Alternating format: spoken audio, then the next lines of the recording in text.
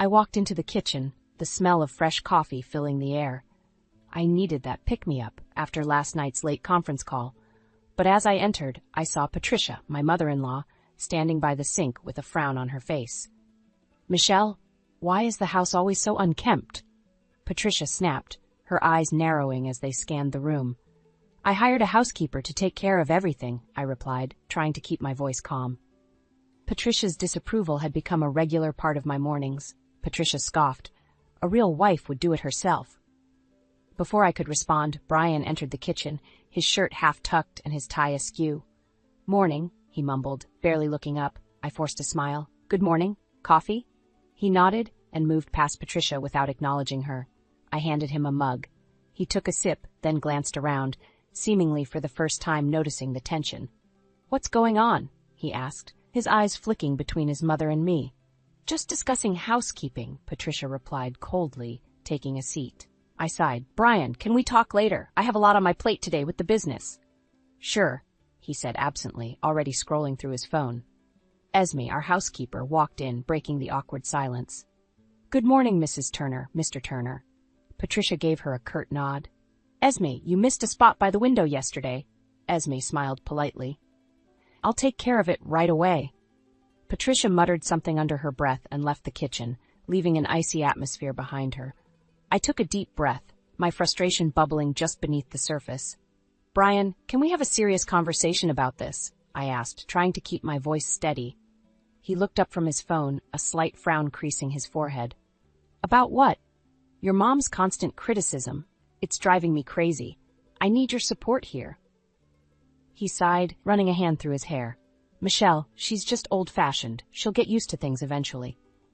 "Eventually? It's been years, Brian," I snapped. "I can't keep pretending everything's fine while she undermines me in our own home." His jaw tightened. "Look, she's my mom. You need to be more understanding." I stared at him, disbelief washing over me. "So, my feelings don't matter?" "They do," he replied, looking at his phone again. "But this isn't the time." "Fine," I said, my voice shaking slightly. "We'll talk later." The rest of the morning went by in a haze. I threw myself into work, finding solace in my growing e-commerce enterprise. Orders were coming in faster than we could fulfill them, and my team was working overtime. It was my escape, the one thing I had control over.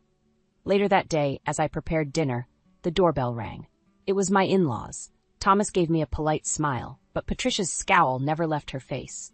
Dinner was a stiff affair, with Patricia dissecting every bite. "This tastes different," she commented, setting her fork down. "Michelle, did you change the recipe?" "No, Patricia, it's the same," I replied, barely managing to keep the irritation out of my voice. After dinner, Brian and I retreated to the living room. "We need to talk now," I said firmly. He sighed. "Michelle, I'm exhausted. Can we do this another time?" "No, Brian, we need to figure this out. This tension isn't sustainable." He finally looked at me, and for a moment I saw a flash of the man I'd married. Caring, attentive, but it faded quickly. "Fine," he said, "but I can't promise things will change." I nodded, feeling a mix of resolve and heartbreak. "We'll see."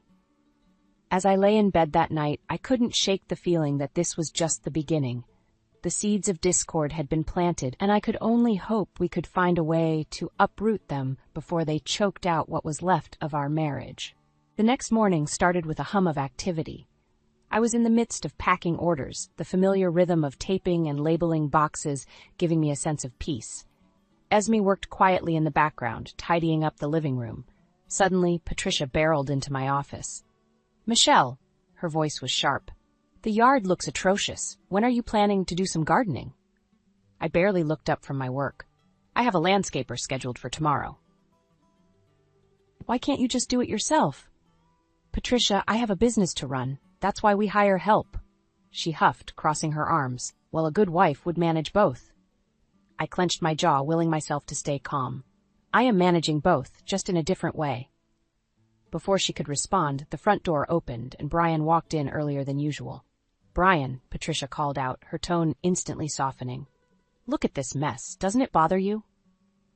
Brian glanced at the unassembled boxes and packing materials strewn across my office. "It's just temporary," he said dismissively. "Michelle's business is doing well." Patricia turned to me, her eyes blazing. So this is more important than your home? Your husband? Mom, please stop, Brian interrupted, sounding tired. We've talked about this. Patricia's lips pressed into a thin line. Have you?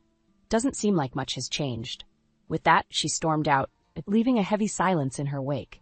Brian turned to me, exasperation evident on his face. Michelle, I need you to work with me on this. I'm trying, Brian, but she's impossible to please. He sighed, rubbing his temples. I know it's hard. Just keep trying. The next few days followed a similar pattern. Patricia's disapproval was a constant shadow. One evening, as Brian and I prepared for dinner, I hesitated before broaching a sensitive subject. Brian, are you sure your parents don't have anywhere else to stay? He looked up from the casserole dish. Michelle, they're family. We can't just ask them to leave. But it's causing so much tension. It's affecting us. He shook his head. They're not going anywhere. We just have to find a way to get along. Dinner was another tense affair. Patricia criticized everything from the flavor of the soup to the way the table was set. Thomas remained mostly silent, occasionally nodding in agreement with his wife. After dinner, as Brian and I cleaned up, I finally let my frustration show. This can't go on, Brian. We're all miserable. He turned to me, a rare anger in his eyes. What do you want me to do, Michelle? Throw them out on the street? No, but we need boundaries. Your mom can't keep attacking me in our own home.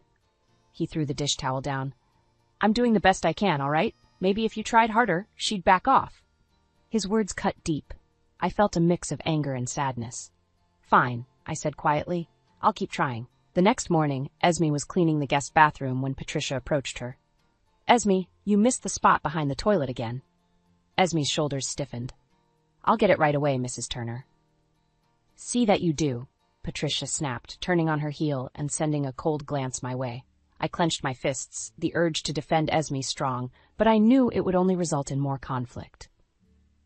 Brian's words from the night before echoed in my mind. Maybe if you tried harder, she'd back off. But a small, stubborn part of me doubted that anything I did would ever be good enough. As I tackled the day's work, I could feel the heavy weight of family tension pressing down on me. The whispers of disapproval from Patricia and the silent judgments from Thomas were suffocating. But there was no turning back. I had too much at stake to let their negativity derail me. I had to stay strong, even if it meant fighting this battle alone. Brian was getting home later and later. Each night I would sit in the living room, scrolling through my laptop while waiting for him. When he finally walked through the door, his tie loosened and his shirt wrinkled. I would try to strike up a conversation. Late again, I commented one night, not looking up from my screen. Yeah, he replied, his voice devoid of emotion. Work's been crazy. I closed my laptop and watched him head to the kitchen. He grabbed a beer from the fridge and sank into the couch opposite me. We need to talk about us, Brian. This distance between us is getting worse. He took a long sip of his beer, avoiding eye contact. I'm really tired, Michelle. Can we do this another time? This can't wait, I said, my frustration boiling over. We barely talk anymore. You're always at work or preoccupied. He sighed heavily, running a hand through his hair. I know, and I'm sorry, but I'm working hard to support us. Isn't that what you wanted? I wanted us to support each other, but I feel like I'm doing this alone, I said quietly. You're never around. And when I am, all we do is fight, he shot back, his tone sharp. Before the argument could escalate, Patricia's voice cut through the air. What's all the noise about? Nothing, Mom. Just a disagreement, Brian said quickly, his demeanor shifting to appease her. Patricia's eyes narrowed as she looked at me. You should be more supportive of your husband, Michelle. He's working hard for this family. I clenched my fists under the table, willing myself to stay calm. I am supportive. I just want us to be a team. Patricia huffed. Maybe if you put as much effort into your marriage as you into your business, things would be better. Brian's phone buzzed, and he glanced down at the screen, frowning. I need to step out for a moment, he mumbled, avoiding my eyes. As he left, Patricia took a seat, her gaze fixed on me. Mark my words, Michelle. If you don't start acting like a real wife, you'll lose him. I felt a pang of fear but masked it with defiance. My business is important to this family. I'm doing the best I can. Patricia crossed her arms. You're using your business as an excuse. A real wife would manage both perfectly. Her words stung, but I refused to back down. I refuse to be a doormat, Patricia. She scoffed and stood up. Then don't be surprised when Brian finds someone who appreciates him. The rest of the evening was a blur. As I lay in bed, I couldn't shake Patricia's words from my mind. The distance between Brian and me was growing, and I could feel the foundations of our marriage crumbling. But there had to be a way to fix it, to prove that I could be both a successful entrepreneur and a devoted wife. The days that followed didn't get any better. Brian's late-night absences became more frequent, and whenever we did talk, it was strained and filled with unspoken resentment. One evening, in a rare moment of solitude, I decided to confront Brian once and for all. As soon as he walked in, I didn't even give him a chance to sit. "Brian, we need to talk now." He looked exhausted but nodded, sitting down at the dining table. "All right, what is it?" My voice was steady but firm. "This can't go on. We need to fix whatever is broken between us before it's too late." He sighed and leaned back. "I'm not sure if it can be fixed, Michelle. We've drifted too far apart." My heart ached at his words. "But I still love you. Isn't that worth fighting for?" He shook his head, looking defeated. "I don't know anymore." Without another word, he stood up and walked away, leaving me sitting alone at the table, the weight of our strained relationship pressing down on me. Our foundation was cracking, and as much as I wanted to believe we could repair it, a growing sense of dread told me this was only the beginning of our downfall. I decided to treat myself to a solo brunch at our favorite cafe downtown. It had been a while since I indulged in some alone time, thanks to the relentless pressure at home. The cafe was buzzing with people, offering a comforting distraction from the growing tension in my life. I had just sat down with my latte when I heard a familiar voice. "Michelle, is that you?" I looked up to see Claire, my old college friend. "Claire, what a surprise!" She gave me a quick hug before sitting down. "I haven't seen you in ages. How have you been?" "Busy," I said, trying to muster a smile. "Work's been intense, and things at home, well, let's just say it's a bit chaotic." Claire tilted her head. "Want to talk about it?" Before I could respond, her eyes widened. "Wait, isn't that Brian over there?" I followed her gaze and felt my stomach drop. Brian was across the patio, laughing and sharing a drink with a woman I didn't recognize. "Who is she?" Claire whispered. My eyes were glued to the scene unfolding before me. "I don't know, but I intend to find out." Brian looked like he was having the time of his life, completely at ease with this stranger. My hands clenched around my coffee cup, thoughts racing. Claire placed a hand on my arm. "What are you going to do?" I took a deep breath, trying to steady myself. "I'm going to get to the bottom of this." The rest of the brunch was a blur. My anger and confusion kept me on edge. As soon as I got home, I dug out the number of a private investigator I knew. It was time to uncover the truth. The following days were a whirlwind of activities. I kept my routine as normal as possible, silently coordinating with the investigator behind the scenes. Brian's absences were now tinged with suspicion rather than just frustration. Each day he grew more distant, and I grew more determined. A week later, the investigator called, confirming my worst fears. Brian was having an affair with a younger woman from his office. Hearing the news spawned a mixture of rage and heartbreak in me. That evening, after Patricia and Thomas had retreated to their room, I pulled Brian aside. "We need to talk. Now." He looked at me with that same tired expression, but nodded. "Okay, what's on your mind?" I didn't waste any time. "I know about your affair, Brian. I saw you with her, and I have proof." His face went pale. "Michelle, let me explain." I cut him off, my voice shaking with anger. "Explain? How do you explain betraying our marriage?" He stammered, searching for words. "It's not what you think. It's complicated." "Complicated," I shouted, losing control. "You lied to me, to our family. How could you do this?" Patricia and Thomas appeared at the top of the stairs, drawn by the commotion. "What's going on here?" Patricia demanded.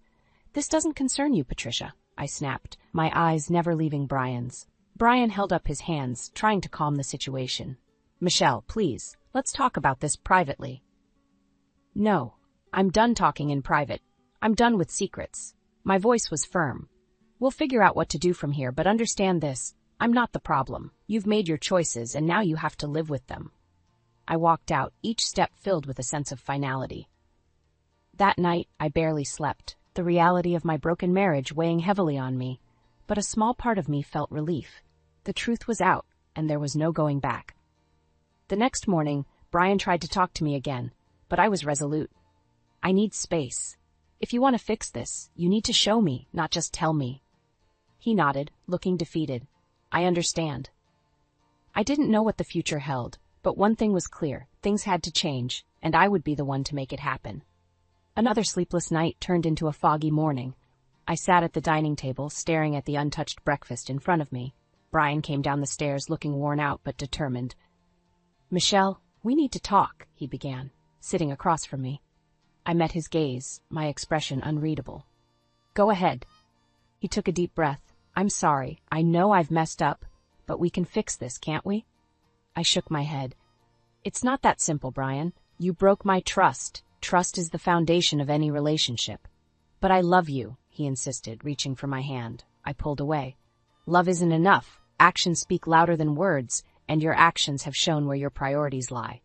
Just then, Patricia walked in, sensing the tension. "What's going on?" she asked, her eyes narrowing. "We're discussing our marriage, Patricia," I said. "It doesn't concern you." "It most certainly does," Patricia snapped. "Everything about this family concerns me." My patience was wearing thin. "Fine, then understand this. Brian has been unfaithful." Patricia's eyes widened in shock, then narrowed in anger. "How dare you accuse my son of such a thing?" "I have proof," I stated calmly, watching Brian's face turn pale again. Brian rose from his seat, his voice trembling. "Mom, this is between Michelle and me." Patricia ignored him, turning to me with fury. "You're lying. You're just trying to break this family apart. You've never been good enough for Brian." I stood up, the chair scraping loudly on the floor. "I've always respected you and Thomas, even when you made it hard, but now I won't stand here and take this." Brian tried to step between us. "Enough, both of you. This isn't helping." Patricia pointed a finger at me. "You will regret treating my son this way. You're the problem here, not him." I felt my resolve harden. "Patricia, your blind defense of Brian is exactly why we're in this mess. He needs to take responsibility, and you need to let us handle this." With that, I turned and left the room, the heavy weight of the confrontation pressing down on me. Upstairs, I packed a small suitcase, throwing in essentials. Brian followed me, desperation in his voice. "Michelle, please don't go. We can work this out." I zipped my bag and looked at him, feeling a pang of sadness. "I need some space. Staying here won't fix anything." "Where will you go?" he asked, his eyes pleading. "I'll find a place. I have friends who can help." He stood there, defeated. "I never wanted this." "Neither did I," said softly, "but sometimes stepping away is the only way to save what's left." I moved past him and made my way down the stairs. Patricia was waiting, her eyes burning with resentment. "Leaving won't fix anything," she hissed. "It's a start," I replied, not looking back. As I walked out into the crisp morning air, I felt a strange mix of sorrow and relief. This was just the beginning of a new chapter, one where I had to reclaim my peace and rebuild my life from the ground up. I drove to Claire's house, grateful for her support during this chaotic time. She greeted me with a warm hug. "You did the right thing, Michelle. Now you can start healing." "Thanks, Claire," I said, my voice cracking slightly. That night, as I lay in Claire's guest room, I stared at the ceiling, trying to piece together what had happened. My marriage, my life, everything felt like it was up in the air. But I knew one thing for sure: I had taken the first step toward taking control of my own destiny. In the silence, a new kind of resolve settled over me. I wasn't just going to survive this. I was going to thrive. The days after I moved in with Claire were a whirlwind of emotions. I threw myself into my work even more, determined to make my e-commerce business thrive. It was my escape, my sanctuary. One afternoon, Claire found me surrounded by shipping boxes. "Michelle, you need a break. How about we grab some lunch?" I hesitated, but then nodded. Yeah, I could use a change of scenery. We headed to a nearby bistro, and as we sat by the window, the sunlight streaming in felt almost therapeutic. Claire's phone buzzed and she glanced at it, her expression shifting. "Michelle, have you heard from Brian?" I shook my head. "No, and I don't plan on reaching out. Why?" She bit her lip.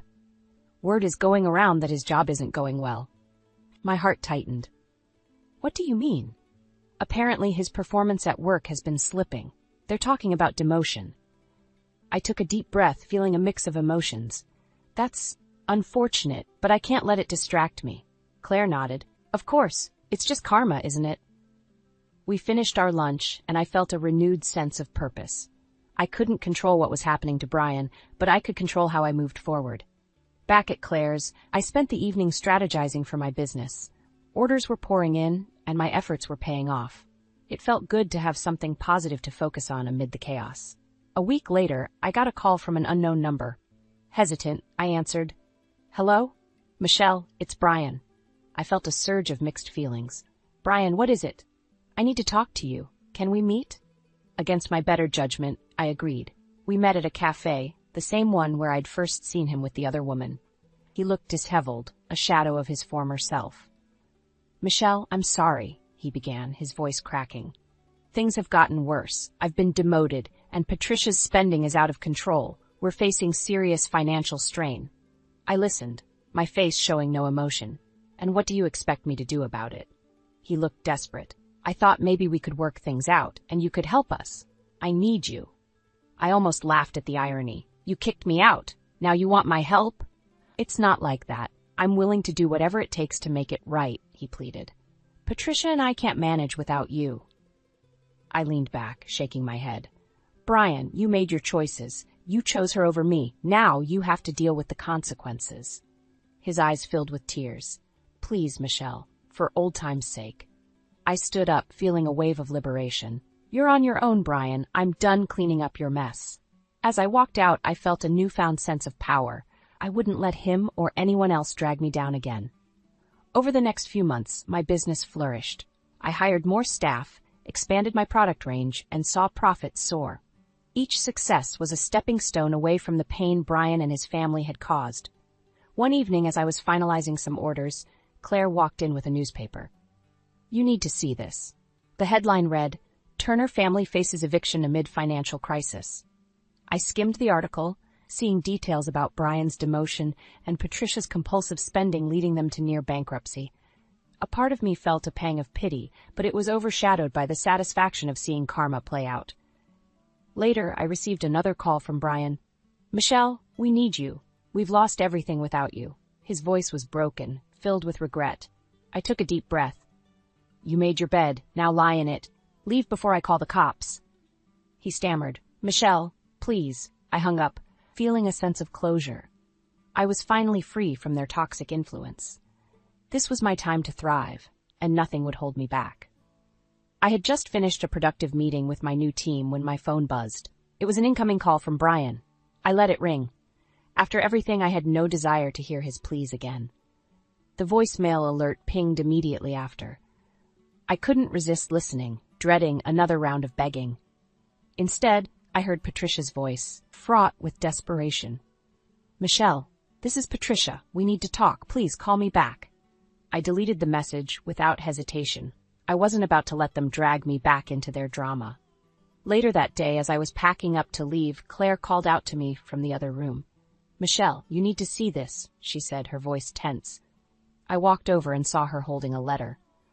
My name was on the envelope, written in Brian's unmistakable handwriting.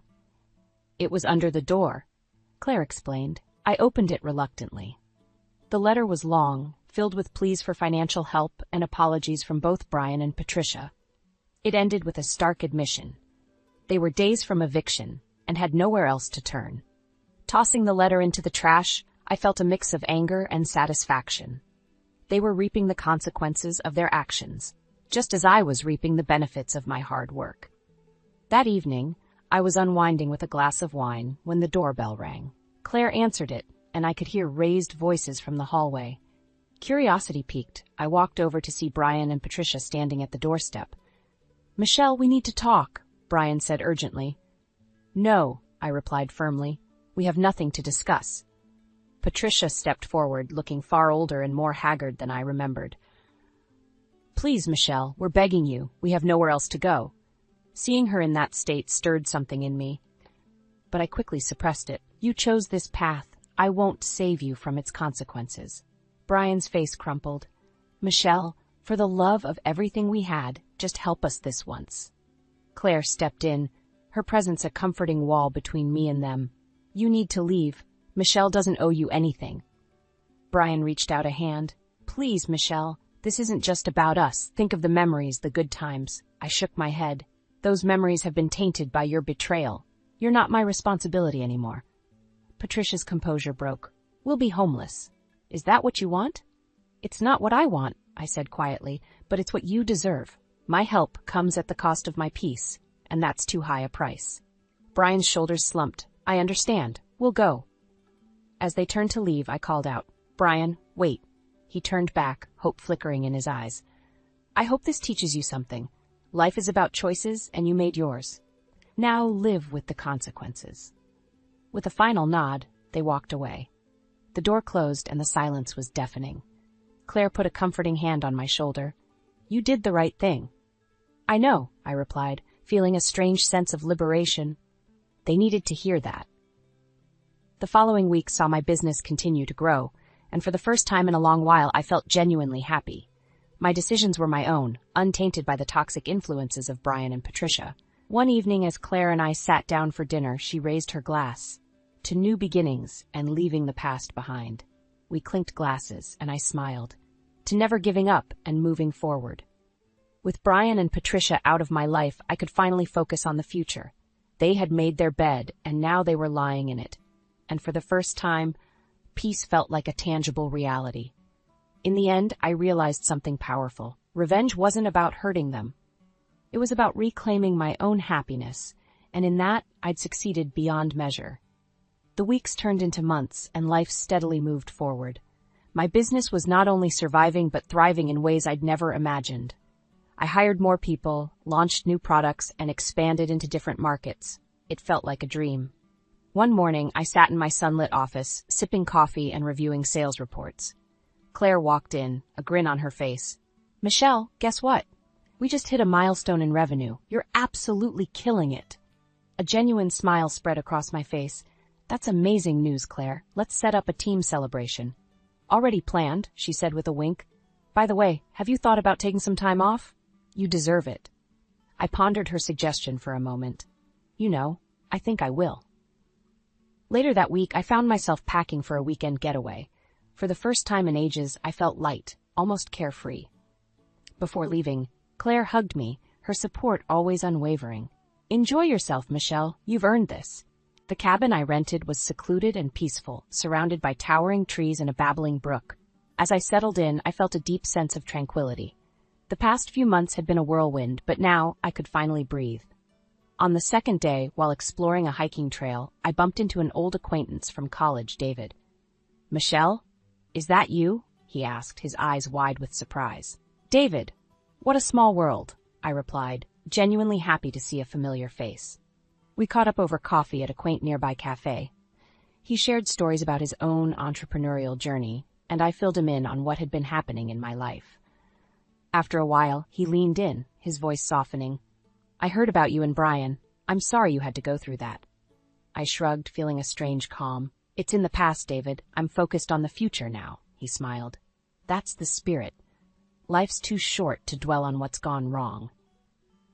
As the weekend drew to a close, I felt rejuvenated and inspired. The brief rekindling of an old friendship reminded me that I wasn't alone, that there were people who cared about me and my success. Returning to work, I threw myself back into the hustle, more determined than ever. One evening, while Claire and I were discussing a potential business partnership, she asked, Have you talked to Brian or his family lately? I shook my head. No, and I have no reason to. Good, she said firmly. They're not worth your time or effort. I agreed, feeling a sense of closure. I realized now that revenge wasn't a lingering desire to see them suffer, but rather my own victory in finding happiness and success despite their attempts to bring me down. A few weeks later, I attended a networking event. While mingling, I spotted Emily, the woman Brian had an affair with. She approached me hesitantly. Michelle, can we talk? I considered walking away but decided against it. What is it? Tears welled up in her eyes. I'm so sorry for everything. Brian and it was a huge mistake. I looked at her, feeling only pity. Emily, your apology is too late. I've moved on. She nodded, her regret palpable. I understand. I just needed to say it. As she walked away, I felt a weight lift off my shoulders. Confronting the person who had contributed to my pain and remaining unshaken was empowering. The night went on, and I connected with several potential business partners. It felt like the universe was rewarding me for pushing through the challenges. Brian and his family were now a distant memory, fading into the backdrop of my thriving life. Back at home, I sat with Claire over a glass of wine. We talked about future plans, possible expansions, and even personal dreams. "To new beginnings," she toasted. I clinked my glass with hers, feeling a warmth spread through me. To moving forward. In that moment, I knew that no matter what lay ahead, I was ready. I had faced the storm and emerged stronger. Now it was time to embrace the sunshine and let the past dissolve into a lesson learned.